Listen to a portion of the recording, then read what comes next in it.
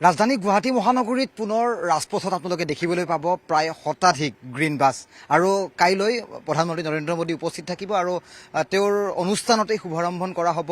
গুৱাহাটী ৰাজপথলৈ মুকলি কৰি দিয়া হ'ব প্ৰায় 100খন ইলেক্ট্ৰনিক বাছ আৰু পোনে পোনে মই এই মুহূৰ্তত এই গ্ৰীণ বাছৰ সমীপতে উপস্থিত আছোঁ। যিকেইখন বাছ কাইলৈৰ পৰা ৰাজপথৰ বাবে মুকলি কৰা হ'ব। বাছৰ যিখিনি আঁচনি PM বাছ সেৱা আৰু এই বাছখনৰ পোনে পোনে মই ভিতৰলৈ যাম, ভিতৰৰ পৰিৱেশ কিছু দেখুৱাবলৈ যত্ন কৰিম।